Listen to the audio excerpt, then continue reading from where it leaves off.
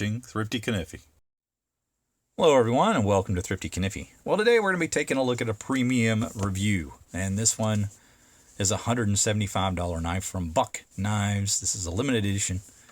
This is the Stealth Drop number 3 Larrin with Magnacut steel, and it's called Larrin because Larrin Thomas was basically the creator of Magnacut, and he worked with Buck to create this knife.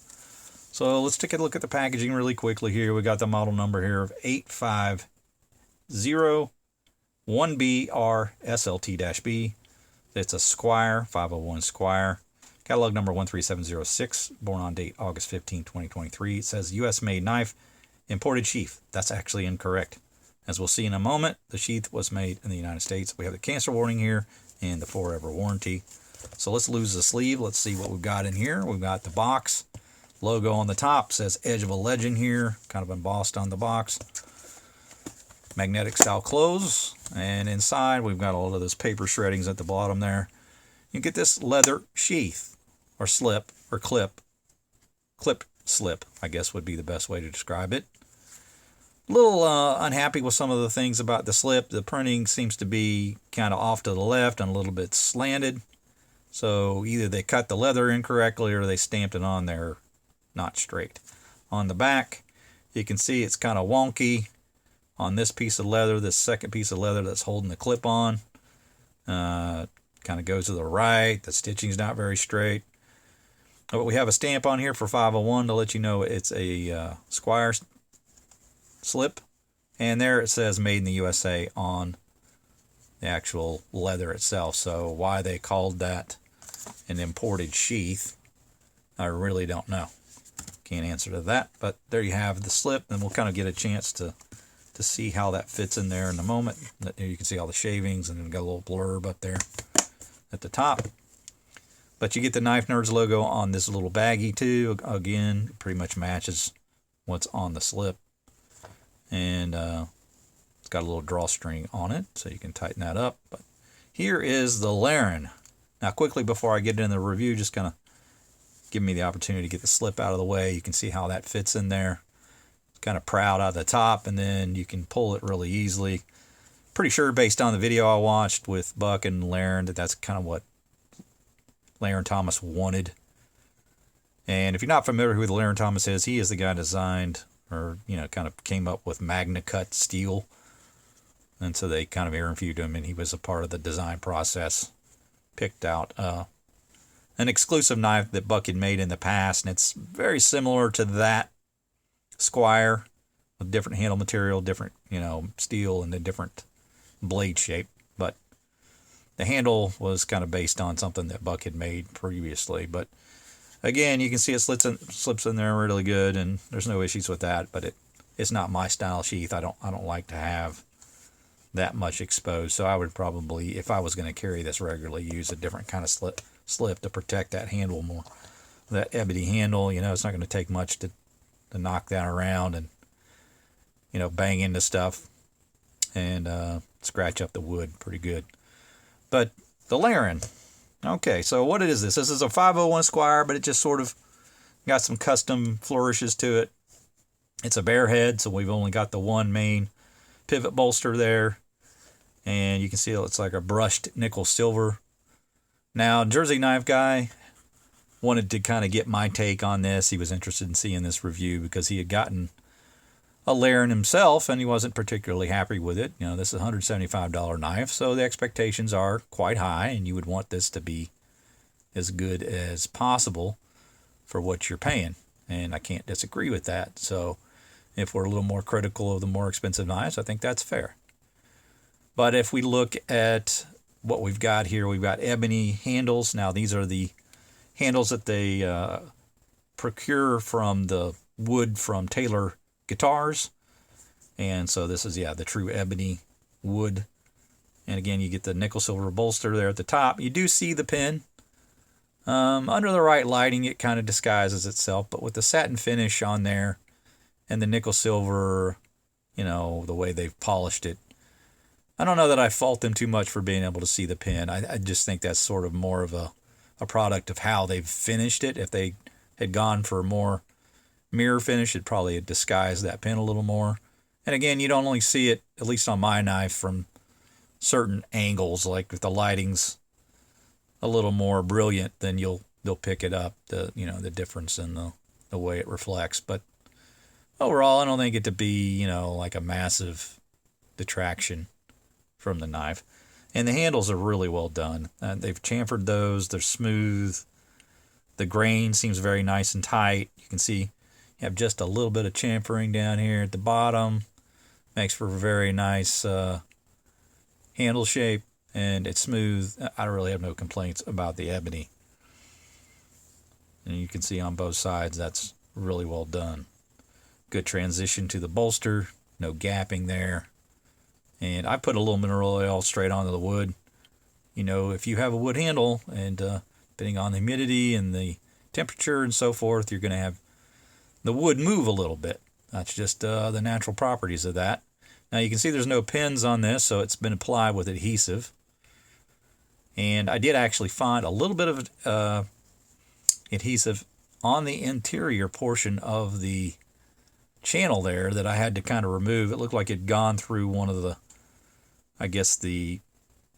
holes that would normally be there. I guess if you had pins on the knife, they probably used, liners that had holes pre-drilled in them, because they typically do have 2 pins in them, one here and here on the Esquire. So I'm guessing those holes kind of are just standard on the liners. In any case, it wasn't a big deal. I just took a toothpick and was easily removed. But what to say? So let's look at the blade. We get a new blade here, Magnacut steel. Typically the 501 has a drop point blade. So it's one of the reasons why I really like this knife, why I decided to pick it up, because it was quite unique for a Esquire. I don't have a normal Esquire. It was a knife I intended to buy. When I saw this, I was like, well, I don't have a Esquire at all, so this would be a good way to kind of get in on that model to say that, I have that in the collection. Now, looking at the blade edge, Jersey had a big problem with his. It was pretty uneven. You can see this is pretty straight. I don't really have a problem with the edge on that. Yes, there is a little bit taken out at that ricasso there, a little notch. But you can see just kind of by the way that it doesn't have that choil, that as a sharpener, you really don't have much lee room there to do anything about that. I guess if you really were concerned about it, you could put a sharpening choil on there, and that would probably pretty much alleviate that situation. Now, I don't know that you want to be doing that to a $175 knife, and perhaps it would have been nice if they had done that for you. But that's kind of the cards we're dealt with here, and you'll see that has that same situation on the other side as well.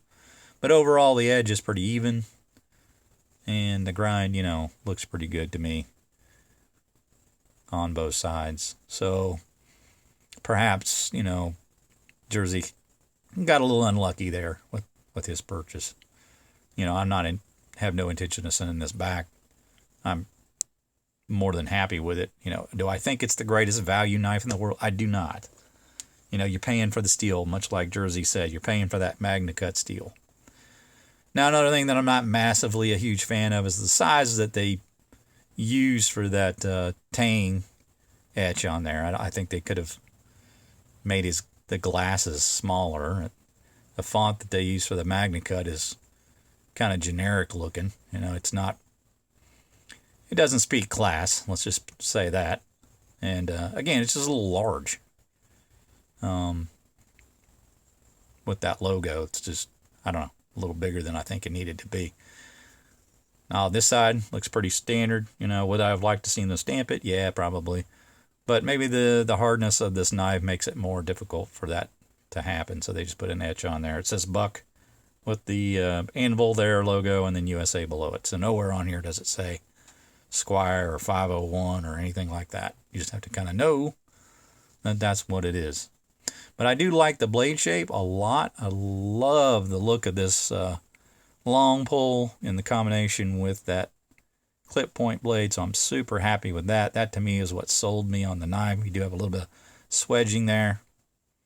You can see the profile of that. And to me, that makes a really beautiful knife combination. So much is made of the size of the 110, and a lot of people say, you know, the 112 is the one to carry. Well, this is just only about a 1/4 inch smaller than a 112 in handle length. This is 3 3/4 inches. So you have that option to kind of carry something in a similar size with a clip point blade with this particular knife. And I find that to be pretty fascinating for an option that normally is a drop point. But I like the Esquire in general, and I probably will end up getting a standard one. But again, I thought that this was unique.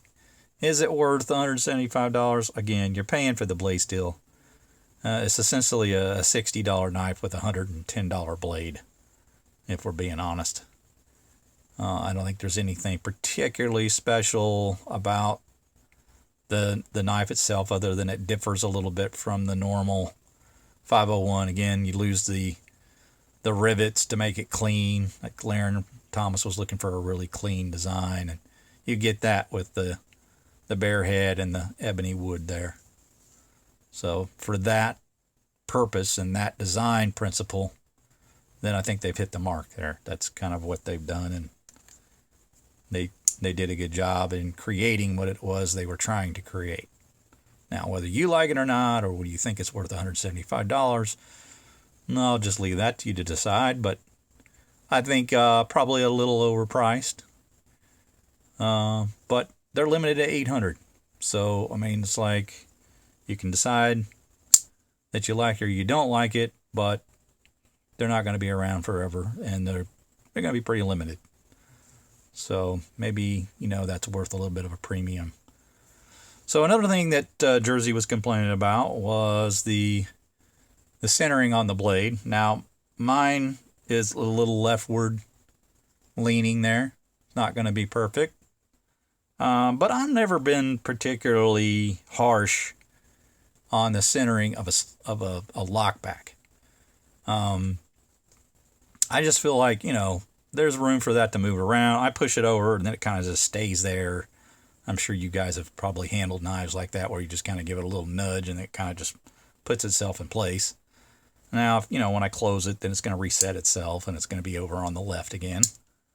All right, but it's not rubbing, and you can see plenty of space between the blade and the liner there. So it's purely a cosmetic thing, and you know, maybe it's just an expectation for something that cost what this cost. It really has no effect on the use of the knife, nor does it rub or create scratches or any kind of defect in that way. Now, I can't speak for what Jersey's was. I think his may have been a little worse, actually. But again, I don't think his was touching either, according to what he said.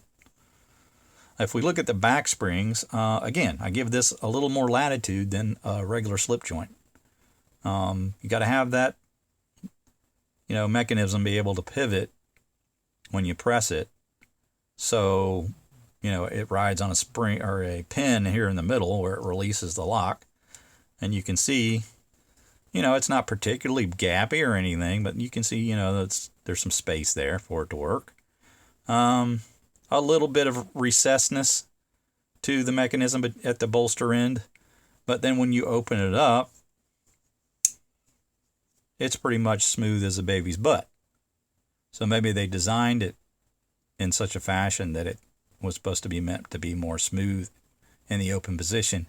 And actually, I prefer it that way, because when you have the open knife and you're using it, you want it to be comfortable, all right? So I would prefer it to be smooth in this position as opposed to when it's closed and you're not using the knife. So I don't really fault it too much for that either. Now, some of you may disagree. That's fine. Again, we're talking about a $175 knife.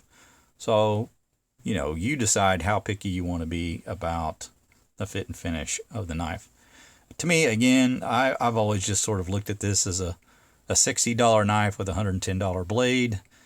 once you start paying $175, do you expect every aspect of the knife to now have improved, or are you realistic in saying, hey, it's a $60 knife with a massive upgrade in the blade steel, and look at it more like the fit and finish might be not quite what a purpose designed knife in this price range might have been.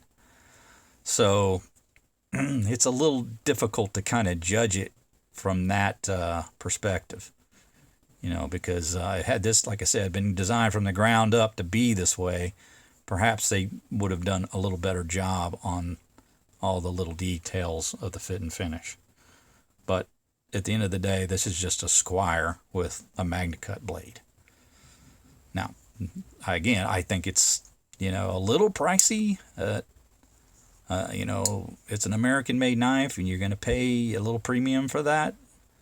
So there's that as well. I mean, if you look at the Stockman, the 301 Stockman, for example, and you compare that to the 371 Stockman, the 301 costs $60 and the 371 is like $12. So it's like 5 times as much. And it's just a matter of, are you willing to pay that extra for the USA made stuff? And sometimes that's a yes, and sometimes that's a no. Had this not been a limited edition knife and they probably just made it like a web exclusive or something like that, I probably wouldn't have picked it up, to be honest. I probably would have just waited and gotten the standard Esquire and been happy with that. But they haven't made a lot of Magnacut, and I expect that to change, because now that Buck has kind of gone forward with the change in Magnacut, that they're going to be producing that on a lot more of their knives and offering them in either limited runs or eventually even in their, like, maybe web exclusives or something. I think they'll always have the 420 standard, and then give you an offering much like they do with the S30V now, where they give you options where you can upgrade the blade still. But overall, I just think this is a pretty respectable knife. I'm not a massive fan of the slip. I don't think that was well constructed. I don't really like the concept of having that outside the sheath that much to grab it. I'd much rather have a slip like this where I can bury it in there and it's protected. I would definitely carry that over this other slip.